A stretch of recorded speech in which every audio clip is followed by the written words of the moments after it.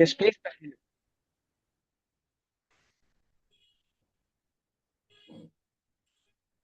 Yeah ప్రభు నామంలో మీ అందరికీ శుభాలు తెలియజేస్తా ఉన్నానండి. ఆ, అందరికీ ప్రభు నామంలో శుభాలు.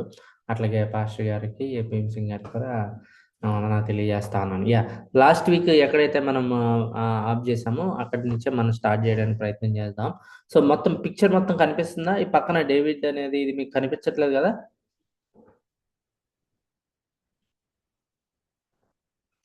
హలో,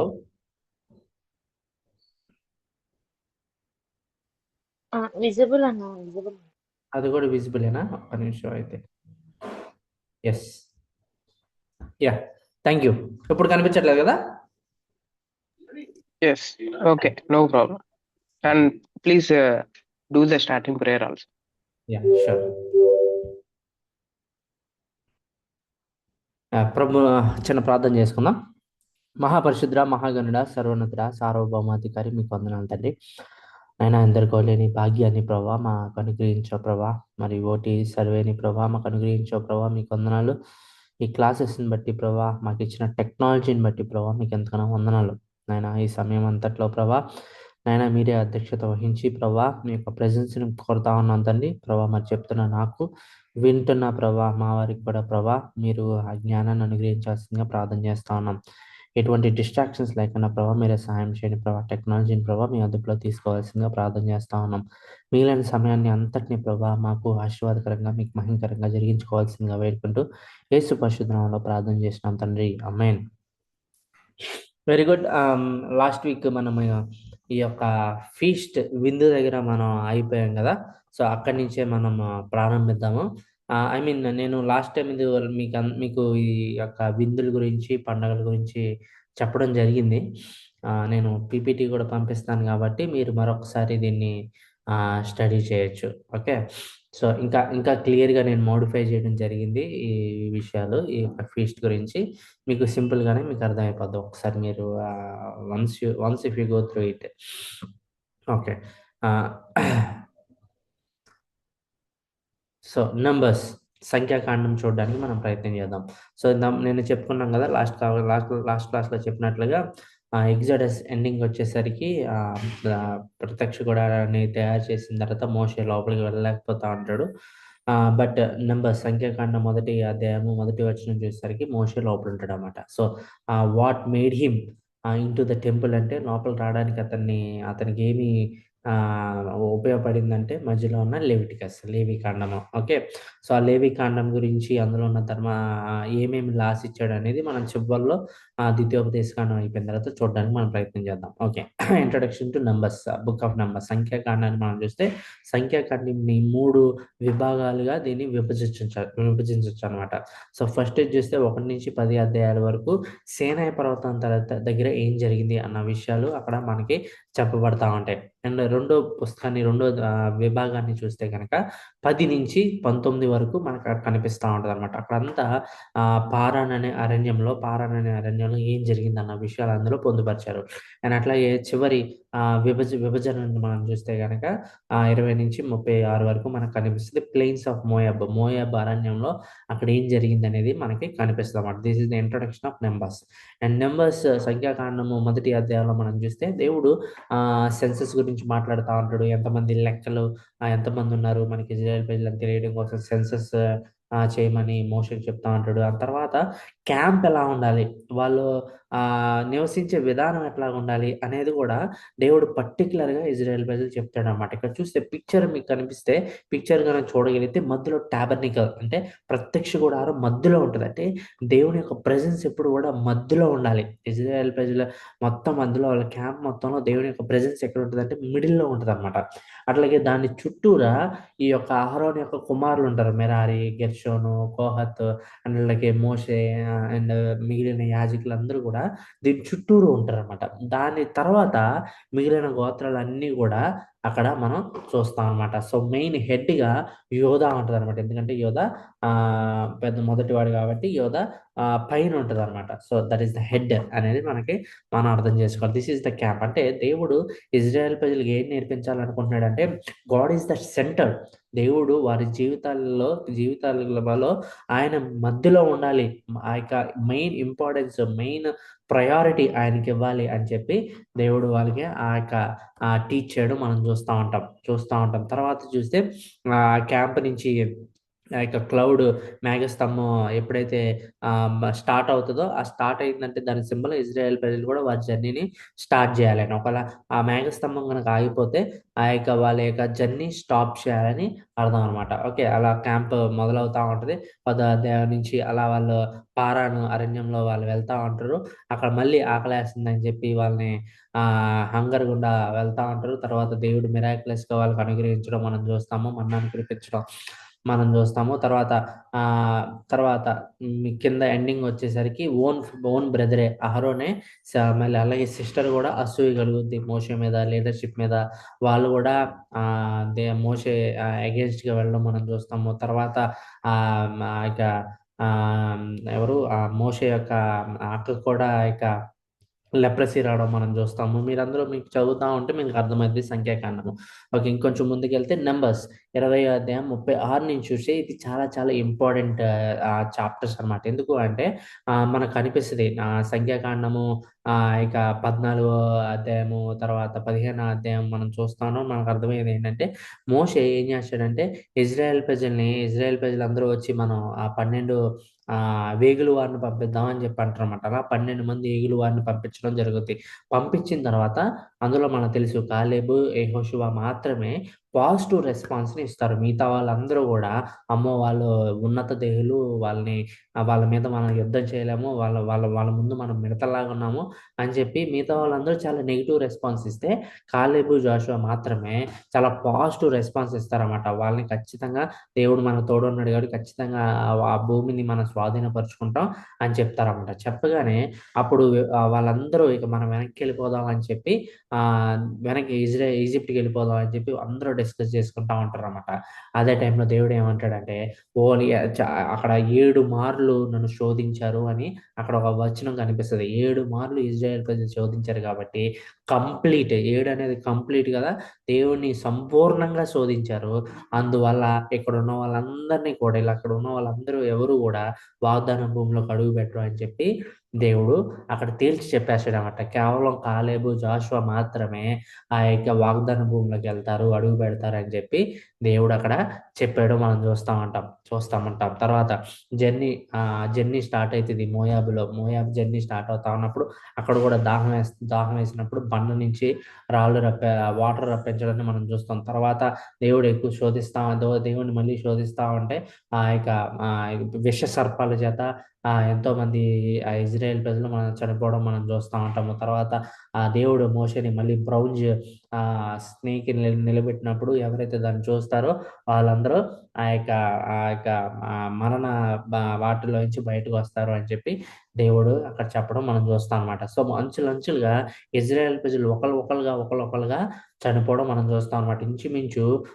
అప్పటికే ఉన్నది ఇంచుమించు ఒక 15 లక్షల మంది ఇజ్రాయెల్ ప్రజలుంటే వాళ్ళందరూ కూడా ఒకళ్ళ తర్వాత ఒకళ్ళ ఆ తరమంతా కూడా చనిపోవడం మొదలు పెడతా ఉంటదనమాట ఒక్కొక్కరు. ఓకే, అండ్ దెన్ నెంబర్స్ 22:36 గనక మనం చూస్తే ఫ్రమ్ హియర్ సారీ ఇక్కడ ఇది ఓకే. 26 గనక చూస్తే ఇజ్రాయెల్ ప్రజలు ఆ మోయాబు ఇక ప్లేస్ నుంచి వెళ్తా ఉన్నప్పుడు ఆ మోయాబు కింగ్ ఏమంటాడు, వాళ్ళకది నచ్చకపోవడంతో బాలాం అనే ఒక ప్రవక్తని హైర్ చేసుకుంటాడనమాట. హైర్ చేసుకొని ఇజ్రాయెల్ మీద కర్స్ చెయ్యి, దాన్ని శపించు అని మాటలు పలకడం కోసం ఇక బాలాముని పిలుస్తాడు. బాలాం ఏం చేస్తాడంటే అనేక సార్లు ఆ యొక్క కర్స్‌ని చెబుదామని చెప్పి ఇజ్రాయెల్ ప్రజలు అనుకుంటే కేవలం బ్లెస్సింగ్స్ ఓన్లీ ఆశీర్వాదాలు మాత్రమే ఇజ్రాయెల్ మీద పలకడం మనం చూస్తా ఉంటాం అనమాట. అట్లాగే డాంకీ కూడా మాట్లాడడం మనం చూస్తాం ఈ యొక్క విషయాల్లో. సో అంటే దేవుడు డాంకీని కూడా ఉపయోగించుకోగలడు అనమాట తన యొక్క పర్పస్ని నెరవేర్చుకోవడం కోసం. అట్లాగే ఈ యొక్క బాలాము ప్రవక్త కూడా ఎన్నో మార్లు ఇజ్రాయెల్ మీద శపించాలి అని ప్రయత్నం చేసినప్పటికీ కూడా దేవుడు దాన్ని ఎక్కడా కూడా జరిగించనట్లు మనం చూస్తాము. అండ్ దెన్ చూస్తే సో ఈ బుక్ అంతటిని కనుక చూస్తే the book concludes with new generation. ఈ బుక్ అంతటికి అయిపోయేసరికి అక్కడ కొత్త తరం వచ్చేస్తుంది అనమాట. ఓల్డ్ జనరేషన్ అంతా కూడా ఇక ఇక ఇక మనుగడలో ఉండదన్నమాట. కొత్త జనరేషన్ వచ్చేసింది. అంటే కొత్త జనరేషన్ అంటే కొత్త తరం. ఇజ్రాయెల్ ఐగుప్తులో నుంచి ఎవరైతే బయటికి తీసుకొచ్చారో ఆ తరం అంతా కూడా చనిపోయిందనమాట. ఇంచుమించు 40 సంవత్సరాలు. ఇక్కడ మనం గమనించాల్సింది ఏంటంటే ఎప్పుడైతే ఈ యొక్క వేగురు వారిని పంపించారో అప్పుడు ఈ వేగులు వారి దగ్గరికి వచ్చేసరికి అప్పటికే 13 నెలలు అవుద్ది అనమాట. అంటే ఐగుప్తులో నుంచి బయటకు వచ్చేసరికి వాళ్ళు ఐగుప్తు నుంచి బయటకు వచ్చిన 3 నెలలకి సేనాయి పర్వతం మీదకి వస్తారు. అక్కడ ఇంచుమించు 11 నెలలు అక్కడే ఉంటారు. 11 నెలలు అక్కడే ఉన్న తర్వాత ఇప్పుడు ఎక్కడికి ఈ కాదేశ్ బర్నే అనే ప్రాంతం అనమాట. కాదేశ్ బర్నే అనే ప్రాంతంలో జరుగుద్ది ఇది. ఈ యొక్క వేగుల వారిని పంపించడం అనేది. ఈ కాదేశ్ బర్నే అనే ప్రాంతానికి వచ్చేసరికి 13 నెలలు. అంటే ఐగుప్తులో నుంచి బయటకు వచ్చేసరికి ఐగుప్తులో నుంచి బయటకు వచ్చిన తర్వాత నుంచి ఈ యొక్క కాదేశ్ బర్నే వరకు 13 నెలలు వచ్చేసారనమాట.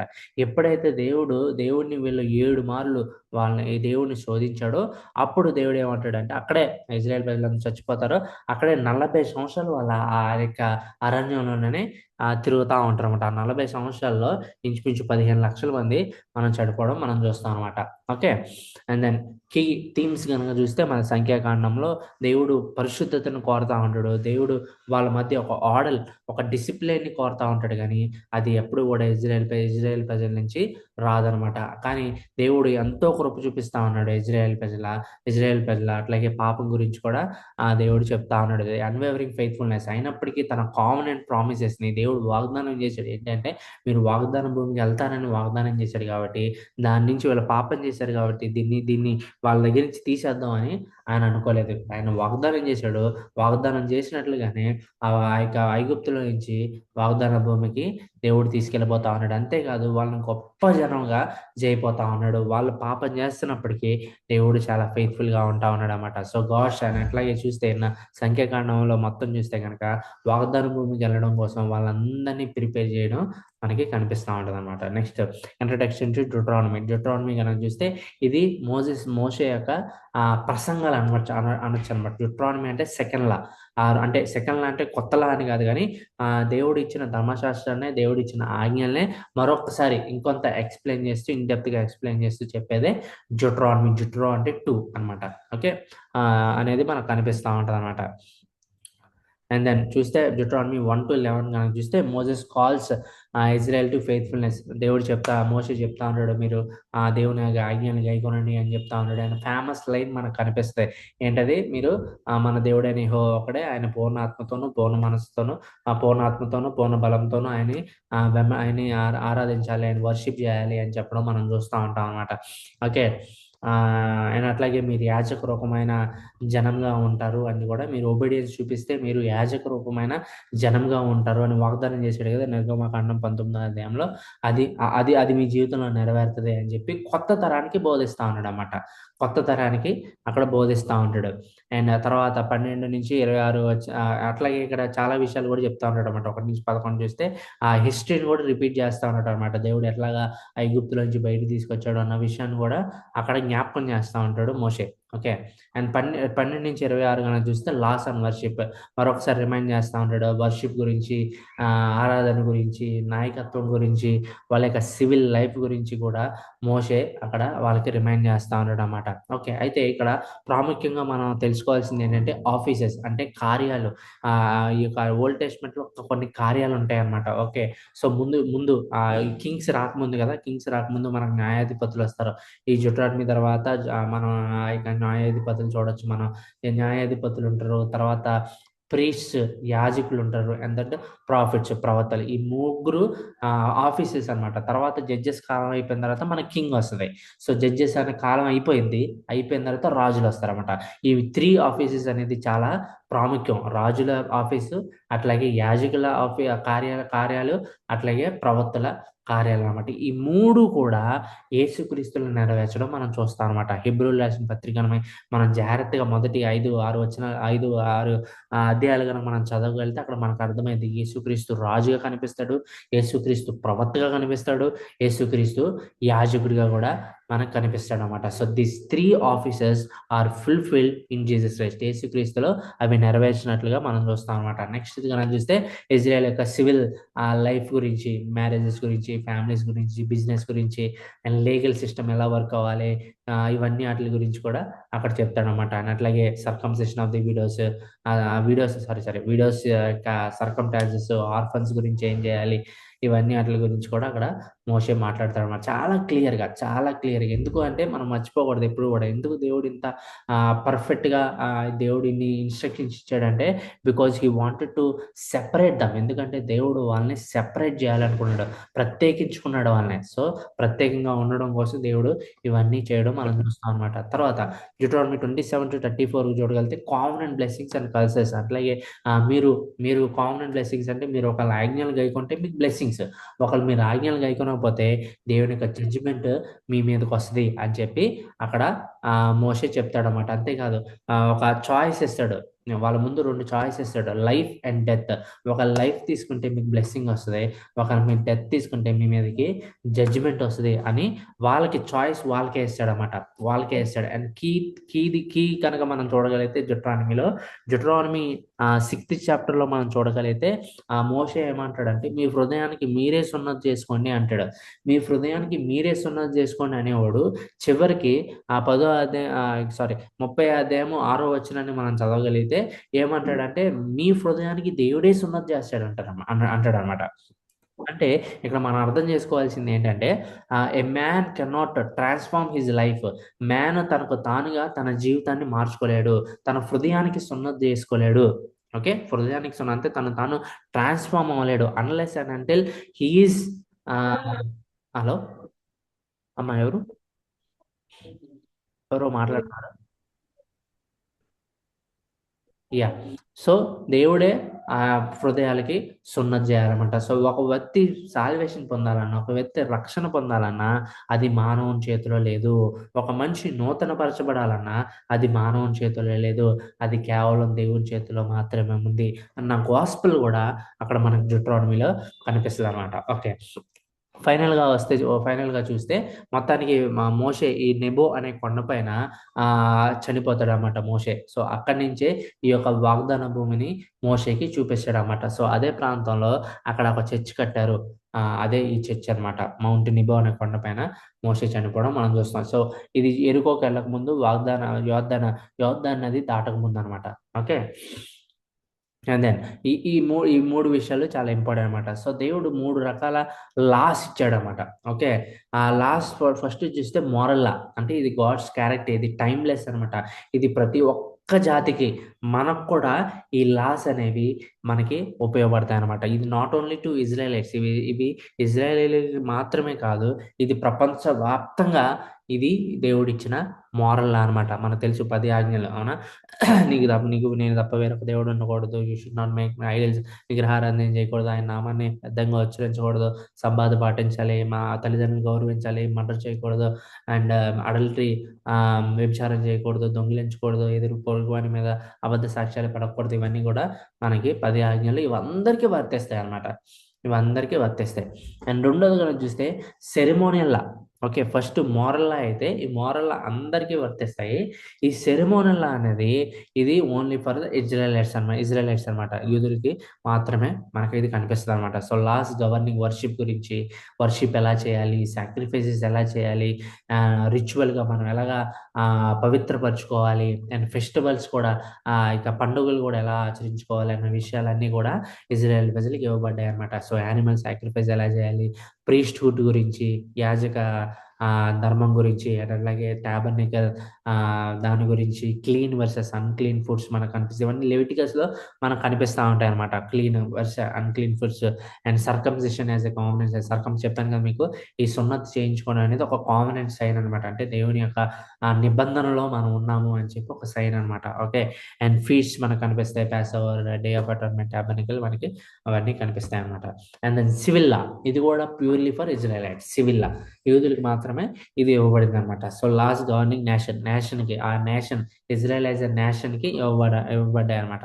ఒకవేళ క్రైమ్ ఏమైనా చేస్తే దానికి పెనాల్టీస్ ఏంటి, ప్రాపర్టీ గురించి, తర్వాత మ్యారేజెస్ గురించి, స్లేవ్స్ని ట్రీట్ చేసే ఇక దాన్ని వాళ్ళు ఏమనంటారు, స్లేవ్స్ని, బానిసల్ని, సర్వెంట్స్ని ట్రీట్ చేసే విధానం ఎట్లాగా, ఇవన్నీ కూడా మనకి కనిపిస్తూ ఉంటాయి. Rules of kings and courts కూడా మనకి కనిపిస్తూ ఉంటాయి. So three are very important. Moral అనేది ప్రతి ఒక్కరికి వర్తిస్తుంది, కానీ సెరమోనల్ అండ్ సివిల్ అనేది ఎక్స్క్లూజివ్లీ ఫర్ యూదులకి మాత్రమే అనేది మనం అర్థం చేసుకోవాలి. ఓకే.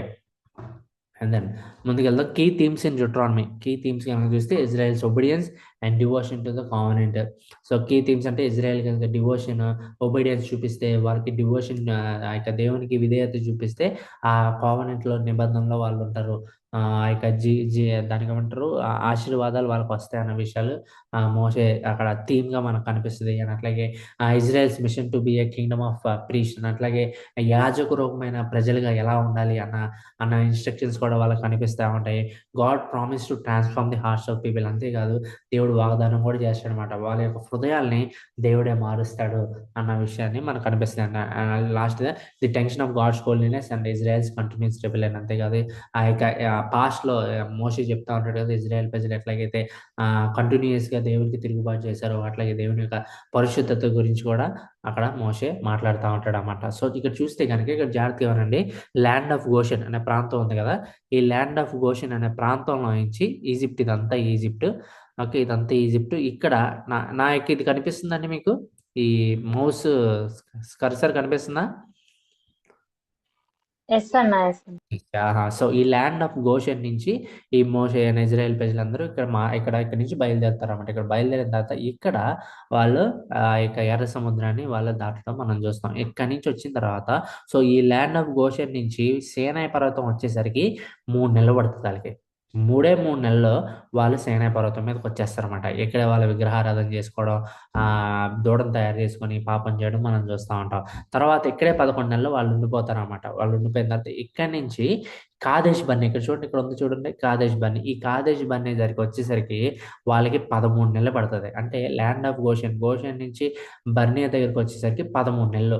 మరి ఇక్కడ చెప్పాను కదా, ఇక్కడే మోషే ఆ యొక్క వేగుల వారిని పంపిస్తారు. అక్కడ 7 మార్లు దేవుడిని శోధించడం మనం చూస్తాము. అక్కడ దేవుడు తేల్చి చెప్పేస్తాడు అనమాట, ఇక్కడ ఉన్న వాళ్ళు ఎవరు కూడా వాగ్దాన భూమికి రారు. ఓకే, ఆ యొక్క కాలేబు, జాషువా తప్ప అన్న విషయాన్ని అక్కడ తేల్చి చెప్పేస్తాడు అనమాట. సో ఇక్కడే ఇంచుమించు 40 సంవత్సరాలు వాళ్ళు అటు ఇటు తిరుగుతూ ఉంటారు. ఓకే, ఇక్కడే తిరుగుతూ ఉంటారు. ఇక్కడే 40 సంవత్సరాలు వాళ్ళు గడిపేస్తారన్నమాట. తర్వాత ఇక్కడికి వచ్చేసరికి మౌంట్ నిబో. ఈ మౌంట్ నిబో అనే దగ్గర మోషే చనిపోవడం మనం చూస్తాం అనమాట. Okay, and next introduction to Joshua. So ఇక్కడ మనకు తెలుసు జాషువాకి లీడర్షిప్ ఇవ్వబడుతుంది. మోషే అయిపోయిన తర్వాత మా ఇజ్రాయెల్ ప్రజలను వాగ్దాన భూమికి నడిపించేది యెహోషువ. సో 4 మెయిన్ మూమెంట్స్ మనం ఇక్కడ యెహోషువలో మనం చూస్తాం. ఫస్ట్ ఏంటంటే వాగ్దాన భూమికి ఎంటర్ అవడం అనేది చూస్తూ ఉంటాం. తర్వాత వాళ్ళు ఎలాగా కనానీయులతో యుద్ధం చేశారు, ఎట్లాగా ఏమేమి జరిగిందన్న విషయాలు 6 నుంచి 12 వరకు మనకు కనిపిస్తూ ఉంటాయి. తర్వాత ఇజ్రాయెల్ యొక్క విక్టరీస్ మనకు కనిపిస్తాయి. అట్లాగే ల్యాండ్ని ఎట్లాగా వాళ్ళు విభజించుకున్నారు, ఏ గోత్రానికి ఏ ల్యాండ్ ఇచ్చారు అన్న విషయాలు మనకు కనిపిస్తూ ఉంటాయి. అండ్ అల్టిమేట్గా the book conclude with Joshua తన యొక్క చివరి ప్రసంగాన్ని, తన చివరి మాటలని చెప్పి పీపుల్కి చెప్పి అక్కడ ముగించడం మనం చూస్తాం అనమాట. ఓకే, ముందుకు వెళ్ళిపోదాం. సో ఇదంతా మనకు తెలుసు. యెహోషువ తన యొక్క మొదటి బ్యాటిల్ చేస్తా ఉన్నప్పుడు ఆ యొక్క లార్డ్స్ కమాండర్, ఈ లార్డ్స్ కమాండర్ ఎవరంటే నథింగ్ బట్ జీసస్ క్రైస్ట్. ఈ యేసుక్రీస్తునే అక్కడ మనం చూస్తాం. థియోఫనీ అంటాం దీన్ని, థియోఫనీ. అంటే దేవుడే అక్కడ కనిపించడం అనమాట. అప్పుడు మనుషులు ఎలా చూడగలరు? దేవుడిని ఎవరో చూడలేరు కాబట్టి మానవ రూపంలో ఉన్న దేవుడిని వాళ్ళు చూసారన్నమాట. సో మానవ రూపంలో ఉన్నది ఎవరు? It's nothing but Jesus Christ. Okay. So చూడడం మనం చూస్తూ ఉంటాం. అండ్ 6-12 గనక చూస్తే కానానీయుల మీద ఎట్లాగా వాళ్ళు విజయాన్ని సాధించారు అనేది చూస్తాం. ఫస్ట్ ఎరికో గోడని కూలగొట్టేస్తారు. 7 మార్లు దాని చుట్టూరు తిరుగుతూ, తర్వాత హాయి దగ్గరికి వెళ్తారు. అక్కడేమో ఓడిపోతారు. తర్వాత మళ్ళీ దేవుడు మళ్ళీ వాళ్ళని రెస్టోర్ చేస్తా ఉంటాడు. అవన్నీ మనకు తెలిసిందే బాగా. నేను కొంచెం ఫాస్ట్‌గా వెళ్తా ఉన్నాను. తర్వాత ఆకాన్ అనే వ్యక్తి శపించబడిన ఎరికో పట్టణంలో నుంచి వాటిని ఆ విగ్రహాల్ని తీసుకోవడం మనం చూస్తాం. తర్వాత ఆకాను తన కుటుంబం అంతా అక్కడ చంపబడడం మనం చూస్తా ఉంటాం అనమాట. చంపబడడం మనం చూస్తాం.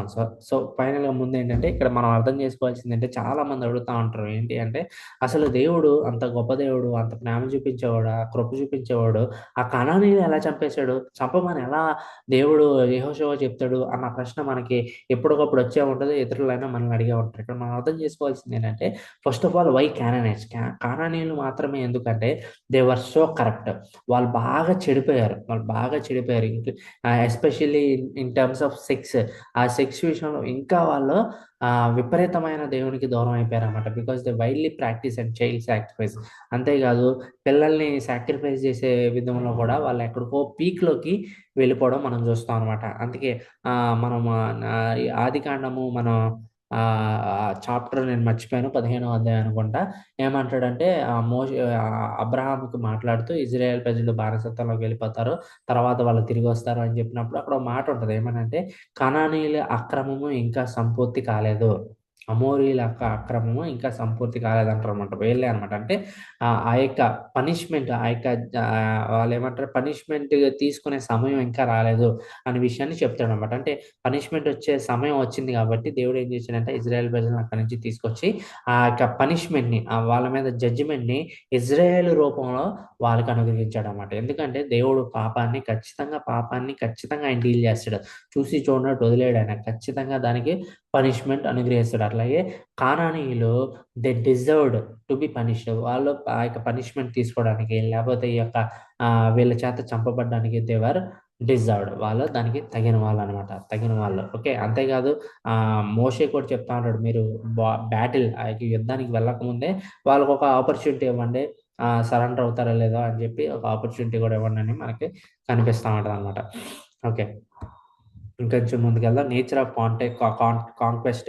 ఇక్కడ చాలా థియరీస్ ఉన్నాయి. అందులో ఒకటేంటంటే సడన్ కాంక్వెస్ట్ థియరీ అంటారు. అంటే సడన్‌గా యెహోషువ వాళ్ళ దగ్గరికెళ్ళిపోయి అందరిని చంపేశాడు అని చెప్పి ఒక థియరీ ఉంది. అండ్ రెండోదేంటంటే పీస్‌ఫుల్ ఇన్ఫిల్ట్రేషన్ థియరీ. అంటే పీస్‌ఫుల్‌గా వాళ్ళతో కొంత నిదానంగా యొక్క వాగ్దాన భూమిని స్వతంత్రించుకున్నాడని చెప్పి అంటారు. కొంతమంది రివోల్ట్ మోడల్ అంటే అక్కడ ఉండే పీసెంట్‌ని దాన్నేమంటారు రివోల్ట్ మోడల్ అంటే కొంత ల్యాండ్ లాస్ వైలేట్ చేస్తా ఉంటారు కదా! ఈ టెనెంట్స్ అంటే ఇవి దాన్ని వాళ్ళేమంటారు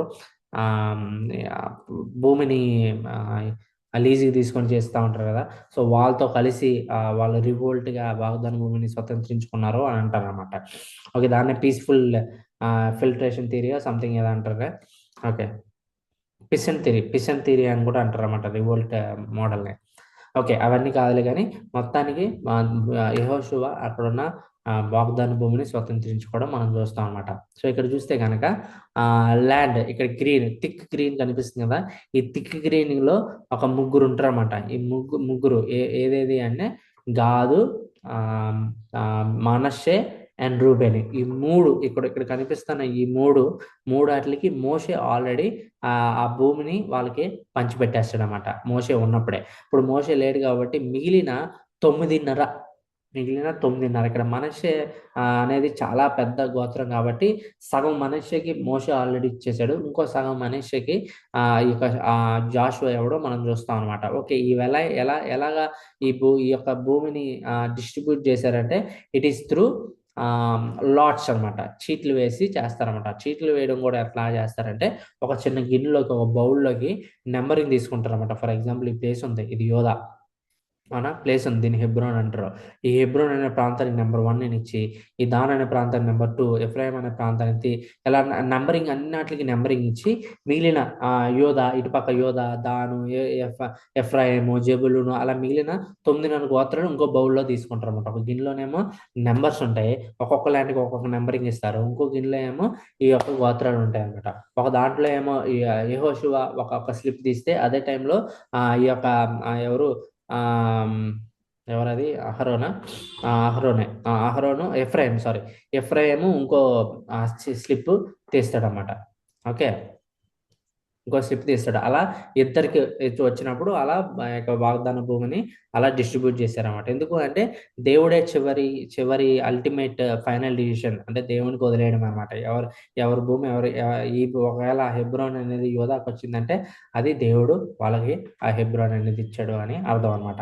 ఇక్కడ మనం అర్థం చేసుకోవాలి. కాలేబు ఏమంటాడంటే, కాలేబు హెబ్రోన్ అనే ప్రాంతాన్ని నాకు ఇవ్వండి అని చెప్పి అంటాడు అనమాట. ఎందుకంటే ఆ యొక్క ఏ వేగుల వారిగా పంపించినప్పుడు పాజిటివ్ చెప్తాడు కదా, కాలేబు పాజిటివ్గా చెప్పాడని దేవుడు ఏమంటాడంటే ఆ భూమి తను స్వతంత్రించుకుంటాడు అనేది దేవుడు వాగ్దానం చేస్తాడు అనమాట. ఆ వాగ్దానాన్ని నెరవేర్చుకుంటాడు అనమాట. అలా ఆ హెబ్రోన్ అనే ప్రాంతము యోధా ఆ యొక్క కాలేబుకి వెళ్ళిపోద్ది అనమాట. కాలేబు ఎవరంటే యోధా గోత్రానికి చెందినడు. Okay, and then key themes కనుక చూస్తే Israel's need to trust God for entry in to the promised land. God's command for Israel to pursue peace with other nation. ఇంకేమంటాడంటే గాడ్స్ ఎప్పుడు ఎట్టి పరిస్థితుల్లో వాళ్ళతో పీస్ చేసుకోవద్దు, అందరినీ ఎరాడికేట్ చేయండి అని చెప్తా ఉంటాడు. అండ్ అట్లాగే ఈ generosity of God for protection and అట్లాగే దేవుని యొక్క ప్రొటెక్షన్ అండ్ అట్లాగే ఆయన కాపాడిన విధానం అవన్నీ కూడా మనకు అక్కడ కనిపిస్తూ ఉంటాయి. ఓకే, ఇది కూడా తీసేద్దాం. సో బుక్ ఆఫ్ జాషువా కనుక చూస్తే హిబ్రూలు అంటే యూదులు ఈ కానానీయుల్ని ఫిజికల్గా ఎలా కాంకర్ చేశారు, ఫిజికల్గా ఎలా దానిపైన విజయాన్ని సాధించారు అనేది మనం జాషువాలో చూస్తాము. జడ్జెస్ న్యాయాధిపతుల్లో స్పిరిచువల్గా ఆధ్యాత్మికంగా ఈ కానానీయులు హెబ్రూల్ని ఎలా ఓడించారు అనేది మనకు కనిపిస్తుంది. మీకు అర్థమైందండి? మీకు అర్థమైందా? ఫిజికల్గా ఈ యొక్క యూదులు కానానీయుల పైన ఎలా విజయాన్ని సాధించారని చెప్పే పుస్తకం యెహోషువ. ఆ యొక్క ఆధ్యాత్మికంగా ఈ కానానీయులు హెబ్రోన్లను ఎలా ఓడించారని చెప్పే పుస్తకమే న్యాయాధిపతులు అనమాట. ఎందుకంటే న్యాయాధిపతులు అలా మనం చూస్తాం స్పిరిచువల్గా చాలా దూరానికి ఇజ్రాయెల్ ప్రజలు వెళ్ళిపోతారన్నమాట. సో ఇంట్రడక్షన్ టు జడ్జెస్ కనుక చూస్తే judges 1-2 Israel's moral compromise in the promised land. So ఎట్లాగా మారల్గా చెప్పాం కదా, మారల్ అనేది ఇలా చూసాం. మారల్ అనేది 10 ఆజ్ఞలు కూడా ఈ మారల్ లాలోకి వస్తాయి. మారల్ లా ప్రతిదీని కూడా ఆ ఇజ్రాయెల్ ప్రజలు మీరడం మనం చూస్తాం అనమాట. సో ఇజ్రాయెల్ ప్రజలు మొత్తాన్ని ఆ చరిత్ర మొత్తాన్ని చూస్తే ఆ పుస్తకం మొత్తంలో 200 సంవత్సరాల చరిత్ర ఆ న్యాయాధిపతుల్లో మనకు కనిపిస్తుంది అనమాట. So this is the main theme అనమాట న్యాయాధిపతుల్లో. సో ఇజ్రాయెల్ ప్రజలు పాపం చేస్తారు, తర్వాత దేవుడు ఆ యొక్క ఫారినర్స్ దేవుడు ఏం చేస్తాడంటే పక్కనున్న జాతి వాళ్ళని, పక్కనున్న నేషన్స్ని, ఓకే, పక్కనున్న వారిని లేవనెత్తుకొని వాళ్ళపైన జడ్జిమెంట్ తీసుకొస్తాడు. తర్వాత ఇజ్రాయెల్ ప్రజలు ప్రభువా నన్ను క్షమించు అని వేడుకుంటారు. తర్వాత దేవుడు ఏదో ఒక న్యాయాధిపతిని లేవనెత్తుకొని వాళ్ళ నుంచి విముక్తి అనుగ్రహిస్తాడు. కొంతకాలం మళ్ళీ వాళ్ళకి పీస్ వస్తుంది, కొంతకాలం వాళ్ళకి సమాధానం వస్తుంది. కానీ మళ్ళీ పాపం చేస్తూ ఉంటారు. మళ్ళీ దేవుడు వేరే వాళ్ళ చేత వీళ్ళకి ఇక పనిష్మెంట్ జడ్జిమెంట్ ఇస్తూ ఉంటాడు. మళ్ళీ ఇజ్రాయెల్ ప్రజలు ఏడుస్తారు.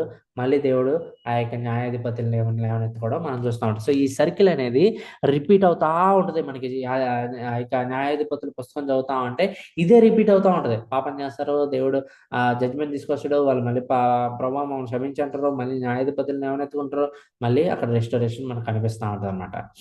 ఓకే, సో జడ్జెస్ మొత్తాన్ని కనుక చూస్తే మనకి ఫస్ట్ గిడియోన్ గురించి మనకు కనిపిస్తుంది. మొదటి 6-9 వచనాల వరకు మనకి గిడియోన్ గురించి కనిపిస్తుంది. తర్వాత నెఫ్తాలి గురించి, జఫ్తా గురించి కనిపిస్తుంది మనకి. జఫ్తా ఏం చేస్తాడు, తన కూతుర్నే సాక్రిఫైస్ చేసేస్తాడు. అది మరీ దారుణం అది. ఎందుకంటే దేవుడు చైల్డ్ సాక్రిఫైస్ అనేది ఎట్టి పరిస్థితుల్లో దేవుడు ఆశించాడు కదా. కానీ ఇజ్రాయెల్ ప్రజలే చైల్డ్ సాక్రిఫైస్ చేయడం అనేది చాలా చాలా ఘోరం అనమాట. తర్వాత చూస్తే సంసోన్ స్టోరీ అంతా మనకు తెలుసు. దలీలియా ఇవన్నీ మనకు తెలుసు. తర్వాత జుట్టులో బలం ఉంటది. అవన్నీ మనకి స్టోరీ చిన్నప్పటి నుంచి వింటానున్నాం. ఓకే. సో, ఇంతమంది 12 మంది న్యాయాధిపతులు ఈ యొక్క ఇజ్రాయెల్ పైన పా పాలించడం మనం చూస్తాం అనమాట. ఒక్కొక్క టైంలో ఒక్కొక్క న్యాయాధిపతిని దేవుడే లేవనెత్తుకోవడం మనం చూస్తాం అనమాట. ఓకే.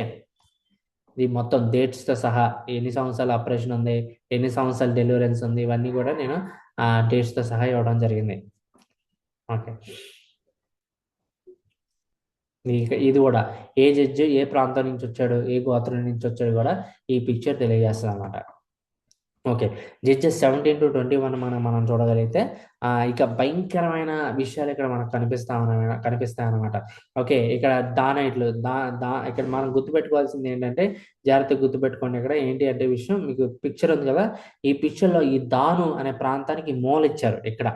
ఓకే. జాషువా దేవుడు ఈ ప్రాంతం ఇస్తారు దానికి. అయితే ఈ దానోళ్ళు ఏం చేస్తా ఉంటారంటే, ఈ ప్రదేశం నచ్చక వాళ్ళు వీళ్ళు ఎక్కడ మంచి ప్రదేశం దొరుకుద్దా అని తిరుగుతా ఉంటారు. తిరుగుతున్న టైంలో అదే టైంలో మీకా అనే ఒక ఒక ఒక ఆయన ఏం చేస్తాడంటే, విగ్రహాలు పెట్టుకొని ఒక లేవీయుడిని ఒక యాజకునిగా పెట్టుకుంటాడనమాట. పెట్టుకుంటా ఉన్నప్పుడు ఆ విగ్రహాలన్నీ పట్టుకెళ్ళిపోయి వాళ్ళు ఇక యాజకుడిని కూడా పట్టుకెళ్ళిపోయి ఇక్కడ ఉండాల్సిన డాను ఎక్కడికెళ్ళిపోద్దంటే ఇక్కడికెళ్ళిపోద్ది. ఇక్కడున్న ప్రజలందరిని కొల్లగొట్టేసి వాళ్ళు దానిపైన విజయాన్ని సాధించి వాళ్ళ ప్లేస్‌ని వాళ్ళు తీసేసుకుంటారనమాట. సో, యాక్చువల్‌గా దాన్ అనే ప్రాంతానికి ఈ ప్రాంతం ఇస్తే, జాన్ అనే గోత్రానికి ఈ ప్రాంతం ఇస్తే, వాళ్ళు ఈ ప్రాంతానికి అక్కడ వెళ్ళిపోవడం మనం చూస్తాం. Okay. So, and then Judges 19 chapter మనం చూస్తే అది చాలా ఘోరంగా ఉంటది. ఆ యొక్క లేవీయులంటే వాళ్ళకి ఏ సిటీస్ ఇవ్వలేదు కదా! ఏ ఏ ఏ ప్లేస్ ఇవ్వలేదు కదా! వాళ్ళు సిటీస్‌లో ఉండాలి. వాళ్ళు సిటీస్‌లో ఉంటూ ఆ యొక్క యాజక ధర్మాన్ని వాళ్ళు చేస్తా ఉండాలి. కానీ ఇక్కడ చూస్తే ఇక్కడెక్కడో అరణ్యాల్లో తిరుగుతా ఉంటాడిక్కడ. ఇక్కడ ఈ కొండ ప్రాంతాల్లో తిరుగుతా ఉంటాడు ఈ లేవీయుడు. సిటీస్‌లో ఉండాలి. తిరుగుతా ఉంటాడు. అంతేకాదు ఒక ఉపపత్తిని గూడా అతను ఉంచుకుంటాడనమాట. ఉపపత్తిని అసలు ఎట్టి పరిస్థితిలో ఉంచుకోకూడదు. ఓకే. కానీ ఆ లాస్ అన్నీ ఉన్నాయి. రూల్స్ అన్నీ ఉన్నాయి. కానీ ఇక్కడ ఏం చేస్తాడంటే యాజకుడు ఉపపత్తిని ఉంచుకుంటాడనమాట. అలా తన మొత్తానికి వాళ్ళిద్దరి మధ్య గొడవయ్యి వాళ్ళు ఉపపత్ని వాళ్ళ ఇంటికెళ్ళిపోవడం చేస్తే, తర్వాత ఈ లేవీయుడు వెళ్తాడు మళ్ళీ. వెళ్ళినప్పుడు అక్కడ 2, 3 రోజులు అక్కడే ఉండి, ఉన్న తర్వాత మళ్ళీ తను బయలుదేరుతా ఉన్నప్పుడు బెంజమిన్ అనే గోత్రం దగ్గరికి వస్తాడు. వచ్చినప్పుడు అక్కడున్న ప్రజలందరూ గూడా బెంజమీనీయులందరూ గూడా ఆ మొగోళ్ళని మాకు పంపించండి. మేము వాళ్ళతో సైనించాలి. మేము వాళ్ళతో సైనించాలన్న విషయాన్ని అక్కడ చెప్తా ఉంటారు. అప్పుడు ఏం చేస్తాడంటే ఈ యొక్క లేవీయుడు ఆ అమ్మాయిని బయట పడేయడం చూస్తారనమాట. ఆ రాత్రంతా అమ్మాయిని అక్కడ చెరిపేయడం మనం చూస్తా ఉంటామన్నమాట. అంటే అక్కడ ఎలాంటి విషయాలు కనిపిస్తాయంటే మనకి అక్కడ సొదొమ గొమొర్రా టైంలో ఉన్న ప్రజలు ఎలాగైతే ఉన్నారో అంతకన్నా దారుణంగా ఇజ్రాయేల్ ప్రజలు పాడైపోయారన్నమాట. సేమ్ రిజెంబ్లెన్స్, సేమ్ పోలిక మనకు కనిపిస్తది. అక్కడ ఎలాగైతే మొగోళ్ళతో కూడా సైనించాలనుకుంటారో ఇక్కడ కూడా అదే జరుగుద్ది. అని అక్కడ చాలా రిజెంబ్లెన్స్ మనకి కనిపిస్తాయన్నమాట. తర్వాత ఏం చేస్తాడు ఈ లేవీయుడు ఆ అమ్మాయిని తీసుకెళ్ళి ఆ అమ్మాయిని ముక్కలుగా నరికేసి ఒక్కొక్క పార్ట్‌ని ఒక్కొక్క గోత్రానికి అక్కడ ఇచ్చేయడం మనం చూస్తాం అనమాట. ఇచ్చేయగానే ఇజ్రాయేల్ ప్రజలందరూ తిరిగొచ్చి ఇంకెట్టి పరిస్థితుల్లో బెన్యామీనీయులతో మేము సంబంధాన్ని కలుపుకోమని చెప్పి ఇజ్రాయేల్ ప్రజలందరిని చంపేయడానికి వాళ్ళు పూనుకుంటారన్నమాట. అక్కడ చాలామంది అక్కడ చనిపోవడం కూడా మనకు కనిపిస్తది. సో, అది గోత్రాన్ని వెలేసేంత వరకు వెళ్ళిపోతారన్నమాట. కానీ ఆశ్చర్యం ఏంటంటే దేవుడు మొదటి ఇజ్రాయేల్ యొక్క రాజుని పిలుచుకుంది ఆ గోత్రం నుంచే. సో, గాడ్స్ వేస్ ఆర్ మనకు అర్థం కావు ఆయన చేసే పనులు. బట్ దేవుడు ఎప్పుడు కూడా తప్పులు చేయడు. ఆయన పొరపాట్లు చేసే దేవుడు కాదు. He is perfect God. So, ఇక్కడ చూస్తే క్రొనాలజీ ఆఫ్ ద జడ్జెస్ న్యాయాధిపతులు గాని చూస్తే 1350 సంవత్సరం నుంచి మొదలయ్యి 950 సంవత్సరాల వరకు ఈ యొక్క చరిత్ర అనేది మనకి కనిపిస్తదనమాట. ఓకే. 200 సంవత్సరాల చరిత్ర మనకి అక్కడ కనిపిస్తా ఉంటది. అండ్ దెన్ కీ థీమ్స్ చూస్తే God's grace to preserve people through the rejection of his instruction. దేవుడు వాళ్ళని ప్రిజర్వ్ చేస్తానే ఉంటాడు. ఈ 200 సంవత్సరాల్లో మోరల్‌లా, సివిల్‌లా, సెరిమోనియల్‌లా ఈ 3 లాస్‌ని వాళ్ళు తిరుగుబాటు చేసినప్పటికీ కూడా దేవుడు వాళ్ళని ప్రిజర్వ్ చేస్తానే ఉంటాడు. దేవుడు వాళ్ళని కాపాడుతానే ఉంటాడు. Israel desperation for God's rescue. Israel కూడా దేవుని యొక్క రెస్క్యూ కోసం వాళ్ళకి అనుకోవడం మనం చూస్తాం అనమాట. Okay. And then introduction to book of Ruth. ఇక్కడ మనకు బుక్ ఆఫ్ రూత్ కనిపిస్తది. రూతు, నయోమి స్టోరీ కూడా మనకు తెలుసు. నయోమి యొక్క ఇద్దరు కుమారులు చనిపోతా ఉంటారు. రూతు రెండో ఏమంటారు కోళ్ళు అనమాట.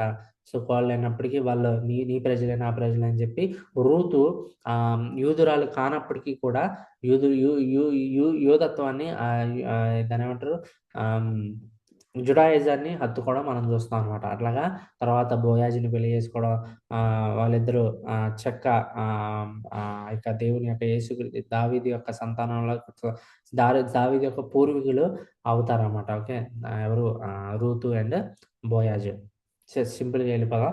Key themes in the book of ఇది కూడా ముందుకెళ్ళిపోదాం. And introduction to the books of Samuel. సమూయేలు పుస్తకాలు గనుక మనం చూస్తే మొదటి సమూయేలు గనుక మనం చూస్తే 1-7 వరకు సౌలు గురించి మనకు కనిపిస్తది. సౌలు ఎట్లాగా దేవుడి చేత పిలువబడ్డాడు. అట్లాగే ఇజ్రాయెల్ ప్రజలు దేవుడిని కింగ్ ఎలా ఎందుకు కావాలనుకున్నారు. ఆ విషయాలన్నీ మనకు కనిపిస్తా ఉంటాయి. తర్వాత సౌలు రాజు కావడం మనకు కనిపిస్తది. తర్వాత సౌలు ఎలాగా పతనం అయిపోయాడన్న విషయాలు కనిపిస్తా ఉంటాయి. తర్వాత దావీదుని ఎలా లేవనెత్తుకున్నాడన్న విషయాలు మనకు కనిపిస్తాయన్నమాట. ఓకే. తర్వాత ఆర్క్ ఇది చూస్తే గనుక మొదటి అధ్యాయంలో మనకు కనిపిస్తాయి. ఏంటిది? సమూయేలు వస్తాడు. పేరేంటి? హేనా. హేనా ఏం చేస్తది? ఇక గొడ్రాలుగా ఉన్నప్పుడు తన దేవుని దగ్గరికొచ్చి వేడుకుంటా ఉన్నప్పుడు తనకి కుమారుడిని అనుగ్రహిస్తాడు దేవుడు. ఆ సమూయేలు కుమారుడిని అనుగ్రహించినప్పుడే ఇక నేను దేవునికి నీకే సమర్పించేస్తానని చెప్పి తను అనుకోవడం. అదే టైంలో ఈ సమూయేలు చిన్నప్పటి నుంచే ఈ యొక్క టెంపుల్‌లో ఈ యొక్క ప్రత్యక్ష గుడారంలో ఉండడం మనం చూస్తాం అనమాట. సో, అక్కడే పెరగడం మనం చూస్తాం అనమాట. తర్వాత ఏం జరుగుద్ది? ఈ యొక్క ఫిలిస్తీన్స్ మీద యుద్ధం వచ్చినప్పుడు ఈ ఇజ్రాయెల్ ప్రజలు ఇక మందసాన్ని దేవుడు పర్మిషన్ లేకుండా, దేవుడు అనుమతించకుండా మందసాన్ని ఈ యొక్క యుద్ధంలోకి తీసుకొచ్చాడు మనం చూస్తాం. అయినప్పటికీ వాళ్ళు ఆ యుద్ధాన్ని ఓడిపోతారు. అప్పుడు ఆ యొక్క మందసం అనేది ఫిలిస్తీన్స్ పట్టుకెళ్ళిపోవడం మనం చూస్తాం. అలా 7 మంత్స్ ఆ ఫిలిస్తీన్స్‌తో పాటే ఆ మందసం ఉంటదనమాట. So, Israel for the first time మందసం అంటే ఏంటో తెలుసు కదా! మందసం అంటే దేవుని యొక్క ప్రెజెన్స్, దేవుని యొక్క సన్నిధి. ఆ సన్నిధే వాళ్ళతో లేదనమాట. వాళ్ళతో లేదు. అలా 7 సంవత్సరాల తర్వాత వాళ్ళు అక్కడే ఆ మందసాన్ని వాళ్ళ దగ్గర ఉంచుకున్నప్పుడు ఫిలిస్తీన్స్‌కి ఆ వ్యాధులు రావడం, తెగుళ్ళు రావడం జరిగినప్పుడు వాళ్ళని ఎడ్ల బండి మీద కట్టేసి దాన్ని పంపించేస్తారనమాట. అలా 7 నెలల తర్వాత ఆ యొక్క మందసం ఇజ్రాయెల్‌కి తిరిగి రావడం మనం చూస్తాం. ఇదే టైంలో ఈ యొక్క మందసం వెళ్ళిపోయిందని తెలిసినప్పుడు ఏలీ మూర్ఛొచ్చి చచ్చిపోతాడనమాట. అంతకుముందే తన కుమారులు గూడా చనిపోవడం మనం చూస్తా ఉంటాం. ఓకే. ఇక్కడ చూస్తే గనుక factors responsible for the emergence of monarchy. అంటే ఏమీ లేదు. దాన్నేమంటారు? రాజుల కాలం ఎందుకొచ్చింది? ఎలా వచ్చింది? అంటే వాళ్ళకి కాన్స్టెంట్‌గా ఫిలిస్తీన్స్ దగ్గర నుంచి యుద్ధ సన్నాహాలు, వాళ్ళతో ఎప్పుడు గొడవాడుకోవడం అనేది వాళ్ళకి చాలా కాలం నుంచి వస్తా ఉందనమాట. దాని గురించి ఒకటిను.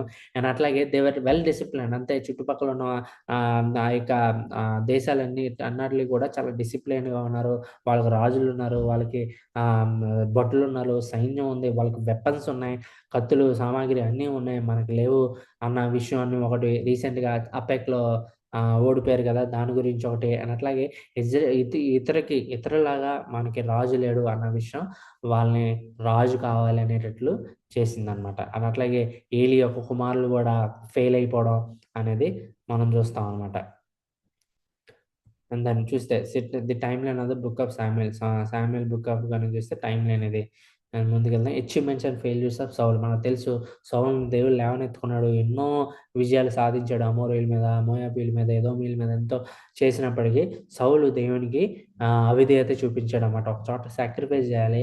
ఆ సాక్రిఫైస్ సమూయేలు చేయాలి. కానీ సమూయేలు కోసం వెయిట్ చేయకుండా తనే ఆ బలి అర్పించేస్తాడు. So, that is the first thing. And రెండోది కూడా చూస్తే అమాలేకీయులందరిని చంపేయమని చెప్తే అక్కడ వాళ్ళని విడిచిపెట్టేస్తాడనమాట. అట్లాగా దేవుడు చెప్పిన దానికి వ్యతిరేకంగా ఎళ్ళాడు కాబట్టి దేవుడు తనని రిజెక్ట్ చేశాడు అన్న విషయాన్ని సమూయేలు గూడా ఆ యొక్క సౌలుకి చెప్పడం జరుగుద్ది. అదే టైంలో పక్కన ఉన్న చిన్న దావీదు, గొర్రెలు కాసుకునే దావీదు, మీ కుమారులు ఎవరు అనంటే ఆ దావీదుని తప్ప మిగతా కుమారులందరిని అక్కడ నుంచోబెడతాడు. కానీ సమూయేలు మాత్రం వీళ్ళలో ఇంకెవ్వరు లేరా నీ కుమారులంటే ఉన్నారు. అతను వర్తీ కాదు, గొర్రెలు కాసుకునేవాడు అన్నప్పుడు ఆ దావీదుని తీసుకొచ్చినప్పుడు ఇతనే అని చెప్పి అతనికి అభిషేకం చేయడం మనం చూస్తాం అనమాట. అభిషేకం చేస్తాడు. కానీ ఇంకా రాజు అవ్వడనమాట. తర్వాత అలాగా ఇక్కడే మనం అర్థం చేసుకోవాల్సిందంటే ఇదే టైంలో ఈ యొక్క సౌలు చాలా ఫిజికల్గా కృంగిపోతా ఉంటాడనమాట. చాలా ఫిజికల్గా కృంగిపోతా ఉన్నప్పుడు అదే టైంలో ఈ యొక్క దావీదు బాగా ప్లే చేస్తాడు కదా, ఇన్స్ట్రుమెంట్ బాగా ప్లే చేస్తాడు కదా, అలా దావీదు ఉన్నాడు అన్న విషయాన్ని అక్కడ తెలుస్తుందన్నమాట. అక్కడ చూస్తే కనుక మనకు కనిపిస్తుంది, మొదటి సమయాలు మనం చదువుతా ఉంటే 16 అధ్యాయాలు చదువుతా ఉంటే దేవుని తగ్గించే దురాత్మ వచ్చి ఏం చేస్తుందంటే అక్కడ సౌలుని ఆటంకపరుస్తూ ఉంటదనమాట. ఆటంకపరుస్తూ ఉంటది. అట్లాగా ఈ డేవిడ్ బాగా వైలెన్ చేస్తాడు, బాగా ప్లే చేస్తాడు అని తెలిసినప్పుడు దావీదు అట్లాగా రాజభవనంలోకి వస్తాడనమాట. రాజభవనంలోకి వచ్చి ఈ సౌలు దగ్గర పరిచారం చేస్తా ఉంటాడు. తర్వాత మనకు తెలుసు గొలియాతు వస్తాడు. కొంచెం ముందుకెళ్ళిపోదాం. తర్వాత గొలియాతు వస్తాడు. గొలియాతు పైన విజయాన్ని సాధిస్తాడు. బాగా పేరు దావీదుకి వస్తా ఉంటదనమాట. బాగా వచ్చేస్తా ఉంటది. ఓకే. తర్వాత మనకు తెలుసు సౌలు చనిపోతాడు. చనిపోయిన తర్వాత దావీదు రాజు అవుతాడనమాట. దావీదు రాజు అవుతాడు. దావీదు రాజు అయిన తర్వాత చేసిన ముఖ్యమైన పనులేంటంటే అప్పుడు దాకా సౌలు టైంలో ఈ 12 గోత్రాలు కూడా యూనిటీగా ఉండవనమాట. అన్నీ ఒకేలాగా ఉండవనమాట. కానీ దావీదు రాజు అయిన తర్వాత ఈ 12 గోత్రాల్ని ఒక యూనిటీని తీసుకొస్తాడనమాట. యూనిటీని తీసుకొస్తాడు. అని అట్లాగే క్యాపిటల్ హెబ్రోన్‌లో ఉండేది. కానీ హెబ్రోన్ నుంచి యెరూషలేములోకి అమ్మా ఎవరు మాట్లాడుతున్నారు? ఓకే. సో, హెబ్రోన్ నుంచి జెరూసలేంలోకి మారడం మనం చూస్తాం. అక్కడే ఈ యొక్క మందసాన్ని తీసుకొస్తా ఉన్నప్పుడు ఈ యొక్క ఉరియా ఆ యొక్క వ్యక్తి దాన్ని పట్టుకోవడంతో చనిపోవడం మనం చూస్తాం అనమాట. ఆ తర్వాత కొన్ని నెలల తర్వాత ఆ యొక్క మందసాన్ని జెరూసలేంలోకి తీసుకురావడం మనం చూస్తా ఉంటాం. ఓకే. ఇవి తను చేసిన చాలా సక్సీడ్ అయ్యాడు 12 మంది గోత్రాల్ని కలపడం కోసం. అండ్ దెన్ ఇది చూడండి. జాగ్రత్తగా అబ్జర్వ్ చేస్తే మీకు అర్థమైద్ది. మధ్యలో ఉన్న పింక్ ఉంది గదా! ఈ పింక్ అంతా సౌలు పరిపాలించింది. సౌలు పరిపాలించిన రాజ్యాలవన్నీ. ఈ యొక్క బ్లూ లైన్ ఉంది గదా! ఈ బ్లూ కలర్ ఉంది. ఇదంతా కూడా దావీదు పరిపాలించారనమాట. అంటే అంత కాంకరర్ అనమాట. యాక్షన్ చాలా యుద్ధాలు గెలిచాడు. చాలా భూమిని గూడా స్వతంత్రించుకున్నాడు. ఇదంతా దావీదు పరిపాలించిన రాజ్యం అనమాట. సో, అంతవరకు ఎక్స్‌టెండ్ అయ్యాడనమాట. And then prophets during David time ఉన్న ప్రాఫిట్స్ గనక చూస్తే నాతాన్ ఉంటాడు. నాతాన్ మనకు తెలుసు. ఎప్పుడైతే బెత్షెబాతో పాపం చేశాడో ఈ నాతాన్ ఎళ్లి రిబ్యూక్ చేస్తాడు. నువ్వు చేసింది తప్పు అన్న విషయాన్ని గుర్తు చేస్తా ఉంటాడు. అండ్ గాదు చూస్తే గనక గాదు గూడా ఇక సెన్సస్ విషయంలో 70 మంది చనిపోతారు. సెన్సస్ చేస్తాడు. దేవుడు తీయొద్దు అంటే కూడా ఇక దావీదు అక్కడ సెన్సస్ చేస్తాడనమాట. అలా గాదొచ్చి చెప్తాడు, వార్న్ చేస్తా ఉంటాడు. 2 గుడ్ డీడ్స్ మనకు కనిపిస్తా ఉంటాయి. ఏంటంటే జోనాతాన్ చనిపోతారు కదా! అప్పటికే జోనాతాన్ యొక్క కుమారుడికి కైండ్‌నెస్ చూపిస్తా ఉంటాడు. ఓకే. కొంచెం ముందుకెళ్దాం. సొలొమోన్ దగ్గరికొచ్చేసరికి king of peace. David is the king of action. David ఏమో కింగ్ ఆఫ్ యాక్షన్. యాక్షన్ చేసేవాడు బాగా యుద్ధాలు చేసి ఆ యొక్క భూమిని స్వతంత్రించుకున్నాడు. సొలొమోన్ ఏంటంటే కింగ్ ఆఫ్ పీస్. ఉన్న భూమిని ఎక్స్‌టెండ్ చేసుకోవాల్సిన అవసరం లేదు గానీ దాన్ని కాపాడుకుంటే సరిపోద్దనమాట. సో, అది ఫైనాన్షియల్ సపోర్ట్ ఏం చేసిండంటే 12 డిస్ట్రిక్ట్స్‌గా చేసేస్తాడు. అక్కడున్న 12 గోత్రాలను 12 డిస్ట్రిక్ట్స్‌గా చేసి టాక్స్‌ని కలెక్ట్ చేస్తా ఉంటాడు. ఎందుకు టాక్స్‌లు అవసరం అంటే ఎందుకంటే మరి తన యొక్క సైన్యం పెంచి పోషించాలి కదా! అట్లాగే ఎన్నో కట్టడాలు పెడతా ఉంటాడు. కట్టడాలు కడతా ఉంటాడు. దేవునికి టెంపుల్ కడతా ఉంటాడు. ఇవన్నీ కడతా ఉంటాడు. దీని అందట్లికి మరి డబ్బు కావాలి కదా! అందుకని ప్రజల పైన టాక్స్ విధిస్తా ఉంటాడు. సో, సొంత ప్రజల చేతే ఆ టాక్స్‌ని కట్టించుకోవడం మనం చూస్తా ఉంటాం.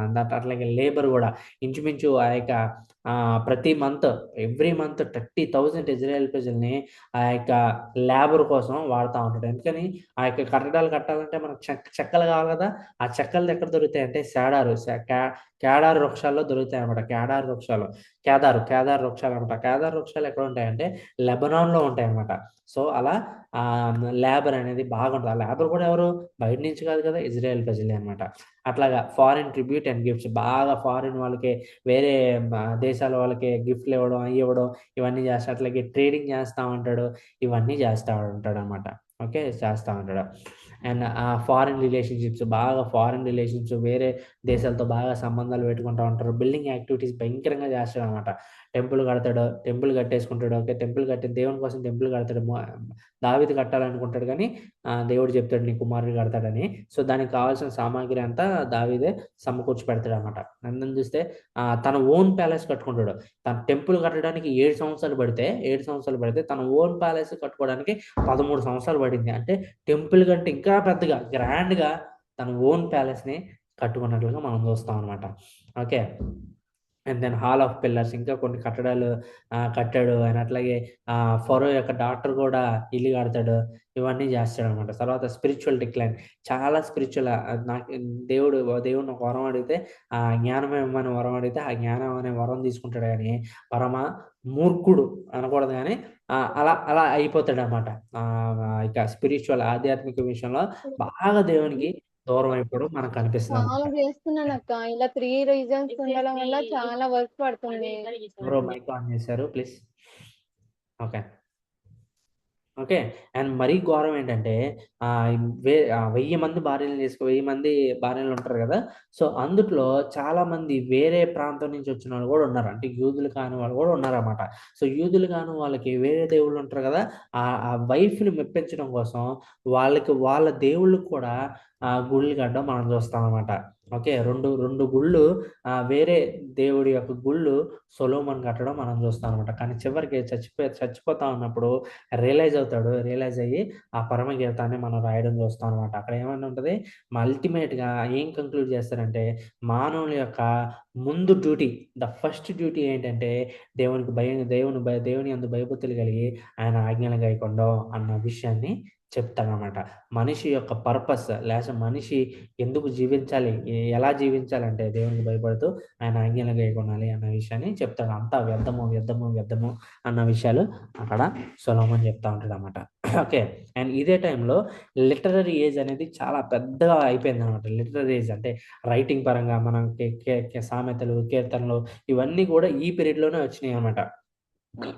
ఓకే, ఈ పీరియడ్లోనే వచ్చినాయి అనమాట. ఇంకొంచెం ముందుకెళ్దాం. పనిష్మెంట్ తర్వాత ఏం జరిగింది, జెరోబాము ఇన్ఛార్జ్ చూపించిన తర్వాత ఏం జరిగింది, ఇదే టైంలో ఈ యొక్క లేబర్ ఉంది కదా, మనం చూసాం కదా, ఈ లేబర్ని పెట్టాడు సొలొమోను. ఈ కట్టడాలన్నీ కట్టడం కోసం 30,000 మంది ప్రతి మంత్ లేబర్ని తీసుకొచ్చాడని చెప్పాం కదా. ఈ లేబర్స్కి ఒక హెడ్డే ఈ జెరోబాము. గుర్తుపెట్టుకొని ఈ జెరోబాము అనే వ్యక్తిని. సో ఈ జెరోబామే హెడ్ అనమాట.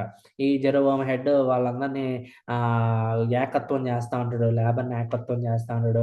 అట్లాగే అహీజా అనే ప్రవక్త వచ్చి తన యొక్క బట్టల్ని 12 పీసులుగా చింపుకొని తను ప్రవచిస్తాడు. ఎందుకంటే 12 విభాగాలుగా ఈ యొక్క ఇజ్రాయెల్ విడిపోతుంది అన్న విషయాన్ని చెప్తా ఉంటాడు. ఓకే, ఇంకొంచెం ముందుకెళ్దాం. ఇవన్నీ ముందుకెళ్దాం. ఓకే, ఫ్యాక్టర్స్ తర్వాత మనకేం కనిపిస్తుంది అంటే ఈ యొక్క ఇజ్రాయెల్ అనేది యునైటెడ్ 12 గోత్రాలతో కలిపిన ఇజ్రాయెల్ దేశం అనేది ఏమైపోద్ది అంటే రెండుగా చీలిపోతుంది అనమాట. ఈ రెండుగా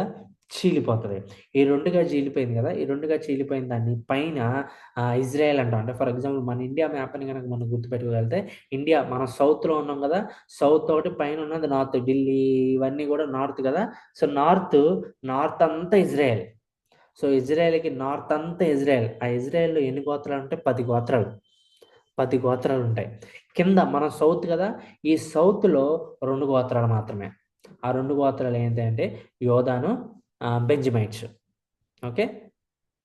ఓకే, బెంజమైట్స్. ఈ 2 గోత్రాలు కలిపి యోధా అంటారు అనమాట. పైన 10 గోత్రాలని కలిపి ఇజ్రాయెల్ అంటారు. జాతీయం ఏంటంటే పైన నార్త్లో ఉన్న 10 గోత్రాలని కలిపి ఇజ్రాయెల్ అంటారు. కింద సౌత్లో 2 గోత్రాలని కలిపి యోధా అంటారు.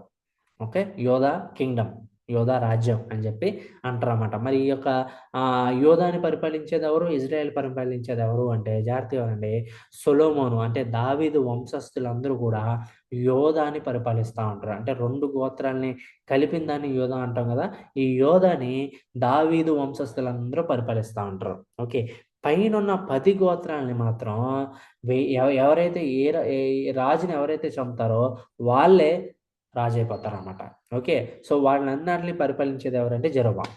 ఓకే. సో కింద డివైడ్ కింగ్డమ్ అనే సొలొమోన్ చచ్చిపోయిన వెంటనే ఇది 2గా డివైడ్ అయిపోతది.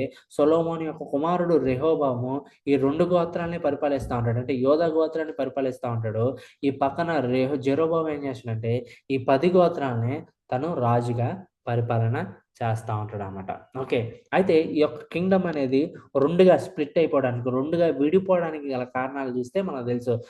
ఇందాక చెప్పాను కొన్ని. సొలొమోన్స్ కోర్ట్ అండ్ ఫ్యామిలీ లైఫ్, తన ఫ్యామిలీ లైఫ్ చాలా లగ్జూరియస్‌గా బతుకుతా ఉంటాడు. టాక్సేషన్ బాగా పెరిగిపోతది. మిలిటరీ ఆర్గనైజేషన్ అంతమంది కొన్ని లక్షల మంది సైన్యాన్ని పోషించాలంటే చాలా డబ్బు కావాలి. అండ్ అట్లాగే 12 డిస్ట్రిక్ట్స్‌గా దాన్ని డివైడ్ చేసి అక్కడ టాక్స్‌ని కలెక్ట్ చేయడం, బిల్డింగ్ ప్రాజెక్ట్స్ ఎంతోమంది ఎన్నో బిల్డింగ్‌లు తయారు చేయడం దాని అందరికి ఖర్చు అవుద్ది కదా! ఖర్చు అవుద్ది కదా! ఇవన్నీ కూడా రిలీజియస్ ప్రాక్టీస్ కూడా మనకి కనిపిస్తాయన్నమాట. సో, ఇది చూస్తే జాగ్రత్తగా చూడండి. So, Kingdom of Israel and JUDA. కింద యోధా ఉంది కదా! ఈ యోధాని రెహోబాం పరిపాలిస్తాడు. రెహోబాం ఎవరు? సొలొమోన్ యొక్క కుమారుడు. పైనున్న ఇజ్రాయెల్‌ని ఈ జెరోబాం పరిపాలిస్తా ఉంటాడన్నమాట. జెరోబాం అంటే 10 గోత్రాలను జెరోబాము పాలిస్తాడు. సో, తక్కువ తక్కువ ప్లేస్ మాత్రమే దావీదు వంశస్థులకు ఇవ్వబడింది. ఓకే. సో, తర్వాత చూస్తే ఈ జెరోబాం ఏం చేస్తాడంటే 2 దేవాలయాలను కట్టేస్తాడు. ఇది చాలా ఇంపార్టెంట్ మనం అర్థం చేసుకోవాలి. ఎందుకంటే ఆ సొలొమోన్ కట్టించిన టెంపుల్ ఎక్కడుంది? ఈ యొక్క జెరూసలేంలో ఉంది. జెరూసలేంలో ఉంది. అవునా? మీకు ఇది అర్థం అవ్వాలంటే మీకు ఇది చెప్తాను. ఏంటి అంటే ఇదివరకు తెలంగాణ, ఆంధ్రప్రదేశ్ కలిసి ఉండేది కదా! కలిసి ఉన్నప్పుడు తెలంగాణ ప్రజలు కూడా తిరుపతి వచ్చేవాళ్ళు కదా! తిరుపతి వచ్చి అది చాలా పెద్ద దేవాలయం వాళ్ళకి కదా! సో, ఎంత దూరంలో ఉన్నా ఈ తిరుపతి వచ్చేవాళ్ళు. కానీ ఎప్పుడైతే ఈ యొక్క రాష్ట్రాలన్నీ 2 విడిపోయినాయో ఈ యొక్క కేసీఆర్ ఈ తెలంగాణ ప్రజలందరూ ఏం చేశారో తెలుసా? యాదాద్రి గుట్టని అనే ఒక ఊరుంది. ఆ యాదాద్రిని వాళ్ళు డెవలప్ చేసుకున్నారు. అంటే దాని అర్థం ఏంటి? ఇప్పుడు యునైటెడ్‌గా ఉన్నప్పుడు ఆ యొక్క డబ్బంతా ప్రజలందరూ ఎక్కడికెళ్ళిపోతా ఉంటారు? ఆంధ్రప్రదేశ్‌కి వెళ్ళిపోతా ఉంటారు. సో, దానికి ఇన్‌కమ్ అంతా ఎవరికొస్తది? ఆంధ్రప్రదేశ్ వస్తది. సో, ఇప్పుడు ఏం చేశారంటే ఇన్‌కమ్ వాళ్ళకి పోకూడదని ఈ యొక్క తెలంగాణ ప్రజలు ఏం చేశారు? వీళ్ళ దేవుడినే మార్చేశారన్నమాట. దేవుడినే మార్చేశారు. ఓకే. అప్పటిదాకా 7 కొండల స్వామిని మొక్కేవారు. ఇప్పుడు వేరే దేవతని మొక్కుతా ఉన్నారు. అట్లాగే ఇక్కడ కూడా ఇజ్రాయెల్ ప్రజలు ఎప్పుడైతే ఈ యొక్క 2గా విడిపోయినాయో టెంపుల్ అనేది జెరూసలేంలో ఉండిపోయింది. యోధాలో ఉండిపోయింది. కానీ వీళ్ళందరికీ టెంపుల్‌కి రావాలంటే వీళ్ళెక్కడికి రావాలి? జెరూసలేంలోకి రావాలి. అలా రాకుండా ఉండడం కోసం ఈ జెరోబా అనే వ్యక్తి ఏమంటాడంటే ఇక్కడొక టెంపుల్ కట్టేస్తాడు. బేతేల్ స్టార్టింగ్ అట్టడుగున ఉంటది. ఇక్కడేమో దాను. ఈ 2 దగ్గర టెంపుల్స్ కట్టిస్తాడనమాట. ఓకే. ఇంక ఇక్కడికెళ్ళొద్దు అని చెప్పి. జెరూసలేంకెళ్ళొద్దు అని చెప్పి. అండ్ అట్లాగే క్యాపిటల్ కూడా ఇది క్యాపిటల్ తర్వాత సమరయకు మారుద్దిలే. ఓకే. ముందుకెళ్దాం. ఆ! చూడండి. ఇది చాలా సింపుల్‌గా నేను తేల్చడానికి ప్రయత్నం చేస్తా ఉంటాను. ఎందుకంటే మనం ఇన్ డీటెయిల్‌గా ఎళ్తే అంటే ఇది మనం జూమ్ మీటింగ్ కాబట్టి ఇన్ డెప్త్‌గా మనం వెళ్ళడం అసాధ్యం కాబట్టి ఇక్కడ మీకు ఈ టేబుల్‌ని చూస్తా ఉంటే మనకు అర్థమైతది. ఇటుపక్కంతా ఇజ్రాయెల్‌ని పరిపాలించిన రాజులు, ఇటుపక్కంతా యోధాని పరిపాలించిన రాజులు. ఇక్కడ చూస్తే యోధాని పరిపాలించిన వాళ్ళందరూ కూడా చూడండి ఇక్కడ ఆర్‌పీకే అని కనిపించింది కదా! సక్సెసర్ అనమాట. అంటే రెహోబాము ఎవరి కుమారుడంటే ఎవరి కుమారుడు? సొలొమోన్ కుమారుడు. అండ్ అట్లాగే ఈ అబీజా ఎవరి కుమారుడంటే రెహోబాము కుమారుడు. అలా సన్ మాత్రమే కనిపిస్తాయి. సో, దావీదు వంశస్థులు మాత్రమే పరిపాలించినట్లు కనిపిస్తది. ఇక్కడ చూస్తే ఈ జెరోబాము అనేవాడు ఎవడు? సర్వెంట్. ఎవరో సర్వెంటు? సొలొమోన్ సర్వెంట్. కానీ రాజైపోయాడు. తర్వాత నాదాబు తన కుమారుడు. తర్వాత బాషా ఎవరు కాదు ఇతను ఒక సర్వెంట్ అనమాట. ఆ బాషా వస్తాడు. తర్వాత అతని కుమారుడు వస్తాడు. తర్వాత క్యాప్టెన్ పరిపాలించాలా ఎవరైతే రాజుని చంపేస్తారో వాళ్ళే రాజైపోతారన్నమాట. ఇక్కడ చూస్తే మీరు ఇంకొకటి మనం అర్థం చేసుకోగలిగితే ఇజ్రాయెల్‌ని పరిపాలించిన వాళ్ళందరూ కూడా వాళ్ళ ఆరంభం ఈవిల్‌గానే ఉంది. వాళ్ళ అంతం కూడా ఈవిల్‌గానే ఉంది. అంటే వాళ్ళు హింసతో మొదలుపెట్టారు. వాళ్ళ జీవితం స్టార్ట్ నుంచి ఈవిల్‌గానే ఉంది. ఎండ్‌లో కూడా ఈవిల్‌గానే ఉంది. ఓకే. వీళ్ళందరిలోని ఈవిల్ కనిపిస్తది. ఓకే. అండ్ ఇక్కడ కూడా మిగిలిన రాజులు కూడా ఇక్కడ చూస్తే గనక ఇజ్రాయెల్‌ని పరిపాలించినోళ్ళు మొత్తం 19 మంది రాజులు. 19 మంది రాజులు. ఈ 19 మంది రాజుల్లో ఒక్కడు కూడా మనకు నీతిమంతుడు కనిపించడు. జాగ్రత్తగా వింటున్నారా? ఇదిగోండి ఇక్కడ చూడండి. ఇందులో ఒక్కడన్నా మనకి గుడ్ అనేది కనిపిస్తుందా? ఇక్కడ ఒక్కడు కూడా మనకు గుడ్ అని కనిపించట్లా. అండ్ అట్లాగే వేరే టేబుల్ ఇది నెక్స్ట్ రాజులో మిగిలిన రాజులు ఇక్కడ ఒక్క చోటే జెహూ దగ్గర మాత్రమే మనకు ఒక గుడ్ అనేది మనకు కనిపిస్తుంది అనమాట. ఇంకెక్కడ కూడా మనకి గుడ్ అనేది మనకి కానీ గుడ్తో స్టార్ట్ చేశాడు, కానీ చివరికి ఈవిల్ అయిపోయాడు. కానీ ఇజ్రాయెల్ని చూస్తే కనుక తన ఆరంభం రెహోబాం ఆరంభం 2 ఈవిల్‌గానే ఉన్నాయి. అబీజా కూడా ఈవిల్‌గానే ఉంది. ఆస ఈజ్ ఏ గుడ్ కింగ్. తన స్టార్టింగ్‌లో మంచిగా ఉన్నాడు, ఎండింగ్‌లో కూడా మంచిగా ఉన్నాడు. జెహోషాపాత్ అయితే నీతిమంతుడు. ఓకే. ఇక్కడ చూడండి ప్రవర్తన కూడా పెట్టాను. ఇక్కడ నొక్కితే మనకి ఈ విషయాలన్నీ మనకు కనిపిస్తా ఉంటాయి. ఈ ప్రాఫిట్ జెహూ మీద కొడితే జెహూ ఏం చేశాడు అన్న విషయాలు మనకు కనిపిస్తా ఉంటాయి. బట్ చాలా టైం పట్టేస్తది మనం ఇదంతా చూడడానికి. ఆఫ్‌లైన్ అయితే మనం చక్కగా దీన్ని చెప్పుకోవచ్చు. ఇప్పుడు ఆన్‌లైన్ కాబట్టి నేను అంత డీటెయిల్‌గా వెళ్ళాలని ఇష్టపడట్లేదు. ఓకే. దెన్ హనని. సో, ఇక్కడ చూస్తే రైచస్, గుడ్, ఇక్కడ ఈవిల్, జెహోరాము ఇవన్నీ మనకి కనిపిస్తున్నారు. సో, అట్లాగే ఇక్కడ ఇజ్రాయెల్‌ని 19 మంది రాజులు పరిపాలించారు. అట్లాగే యోధాను కూడా 19 మంది రాజులు పరిపాలించారు. ప్లస్ ఒక క్వీన్, ఒక రాణి పరిపాలిస్తది. యోధాని. ఓకే. ఒక రాణి పరిపాలిస్తదనమాట. ఓకే. ఆమె పేరే అతలియా అనే రాణి అక్కడ పరిపాలిస్తదనమాట. ఇదిగోండి ఇక్కడ ఉంచండి. Athaliah she is a queen. ఈమె ఒక క్వీన్ అనమాట. కానీ ఇక్కడ వాళ్ళందరూ కూడా మొత్తం మెన్నే పరిపాలిస్తారు. 19 మంది రాజులు. అట్లాగే యోధాలో కూడా 19 రాజులు ప్లస్ ఒక క్వీన్, అంటే మొత్తం 20 మంది యోధాని పరిపాలించారన్నమాట. ఓకే. అండ్ అట్లాగే మీకు కావాలంటే ఇది ఫోటో తీసుకోవచ్చు. ఏ రాజు టైంలో ఏ ప్రవక్త ఉన్నాడు అన్న విషయాలు కూడా మనకు కనిపిస్తా ఉంటాయి. ఎలీజాని కనుక మనం చూస్తే ఎలీజా స్టోరీ ఇది. మనకు తెలుసు ఎలీజాని లేవనెత్తుకున్న దేవుడు ఒక ప్రాఫెసీని చెప్పేసాడు. 3 సంవత్సరాలు ఇక్కడ వర్షం పడదు. అప్పుడే ఆహాబ్ అనే రాజు ఉంటాడు అదే టైంలో. ఎలీజా ఏం చేస్తాడు, వెంటనే అక్కడ అరణ్యంలోకి వెళ్ళిపోతాడు. దేవుడే పంపేశాడు. అక్కడ కాకుల ద్వారా ఫుడ్‌ని అనుగ్రహిస్తాడు. ఆ తర్వాత అక్కడి నుంచి జరాఫత్ విధవరాల దగ్గరికి పంపబడతాడు. అక్కడ విస్తారంగా ఫుడ్ రావడం మనం చూస్తాం. తన కుమారుని కూడా చనిపోతున్న కుమారుని కూడా బతికించడం మనం చూస్తాం అనమాట. తర్వాత 3 సంవత్సరాల తర్వాత కార్మెల్ అనే ప్రాంతం దగ్గర ఆహాబ్ రాజు అట్లాగే బాల్ దేవతకి అట్లాగే యెహోవాకి అక్కడ ఒక స్పిరిచువల్ వార్ అనేది మనం చూస్తూ ఉంటాం. పైనుంచి అగ్ని రావడం, అగ్ని వచ్చి అక్కడున్న బలిని అంటించడం అనేది మనం చూస్తూ ఉంటాం. అక్కడ మనకు తెలుసు కదా, మనకు తెలిసిందే. అంటే ఏమంటాడు ఎలీజా, మీరు ఫస్ట్ మీరు తీసుకోండి.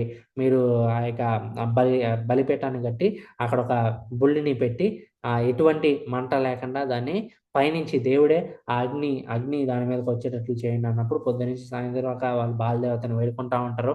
కానీ బాలదేవత నుంచి ఎటువంటి రెస్పాన్స్ రాదు. కానీ తర్వాత ఎలైజా వచ్చి అక్కడ పడిపోయి ఉన్న యెహోవా బలిపీఠాన్ని మళ్ళీ తిరిగి కట్టి అక్కడ మంట రావడం అనేది మనం చూస్తాం అన్నమాట. అదే టైంలో వర్షం 3 సంవత్సరాల తర్వాత విపరీతమైన వర్షం కురవడం మనం చూస్తాం అనమాట.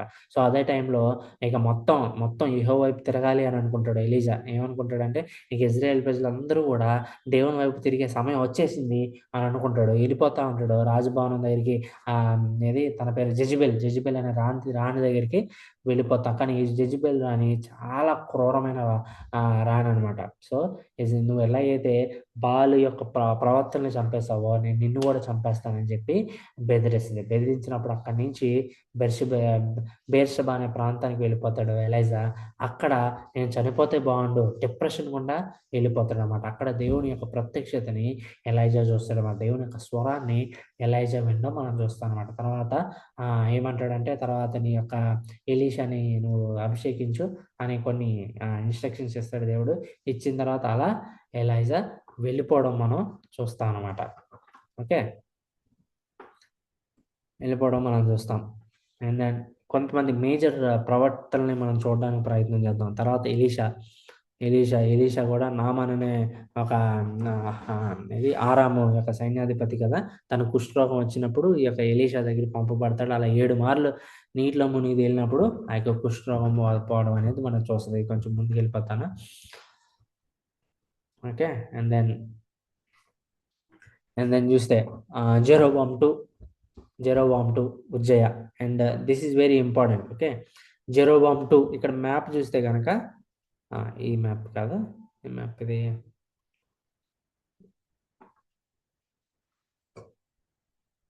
ఆ! ఇక్కడ ఏం జరుగుద్దంటే మధ్యలో చాలాసార్లు దావీదు చాలా వరకు తన యొక్క సామ్రాజ్యాన్ని పెంచుకుంటా వెళ్ళాడు గదా! తర్వాత వచ్చిన రాజులు కొంచెం కొంచెంగా దాన్ని పోగొట్టుకుంటా ఉంటారనమాట. కానీ ఇదే టైంలో ఉజ్జయ అనే యోధా రాజు వస్తాడు. చాలా మంచి రాజనమాట ఉజ్జయ. అండ్ అట్లాగే జెరోబాము, ఇజ్రాయెల్‌లో జెరోబామ్ 2 అనే వీళ్ళిద్దరూ వస్తారు. వీళ్ళేం చేస్తారంటే దావీదు టైంలో ఏదైతే ఆక్రమించాడో, ఆ ఆక్రమించిన దాన్ని వీళ్ళు తిరిగి సంపాదిస్తారనమాట. వీళ్ళు తిరిగి సంపాదిస్తారు. సో, ఈ విషయంలో మనం దీన్ని గూడా అర్థం జేసుకోవాలి. ఇదే టైంలో మనకి 8థ్ సెంచరీ ప్రాఫిట్స్ వస్తారనమాట. 8థ్ సెంచరీ ప్రాఫిట్స్ అంటే అప్పుడు దాకా ఎలీషా వీళ్ళందరూ జస్ట్ వచ్చి మా యొక్క రాజుకి చెప్పాల్సిన దేవుడు ఏదైతే చెప్పాడో ఆ విషయాలు రాజుకి చెప్పేసి వాళ్ళెళ్ళిపోతారనమాట. కానీ 8థ్ సెంచరీ జెరోబాము, ఉజ్జయ టైం నుంచి ఏం జరుగుద్దంటే రాతపూర్వకమైన ప్రాఫిట్స్ వస్తారు. రాతపూర్వకంగా అంటే రాసే ప్రాఫిట్స్ అంటే రైటింగ్ ప్రాఫిట్స్ అంటారు. రాత ప్రవక్తలనమాట. ఈ ఆమోసు ఫస్ట్ ప్రవక్త అనమాట. ఈ ఆమోస్ అనే ఆయన ఈ యూదాలో ఉంటాడు. యూదా నుంచి ఇజ్రాయెల్‌కి పంపబడతాడు. ఈ ఆమోస్ అనే ఆయన పంపించబడతాడనమాట. ఓకే. ఆహ్, సో, ఆమోసు, హోషేయ వీళ్ళందరూ జెరోబామ్ 2 ఆ టైంలో వాళ్ళందరూ వస్తారనమాట. టైం అయిపోయినట్టుంది. ఇంకా ముగించమంటారా? సని? Yeah, if wanted, you can continue next week also. Okay. Okay. Almost అయిపోయిందంటే నేను ఫాస్ట్‌గానే వెళ్ళడానికి అయిపోయినట్టే మాక్సిమం.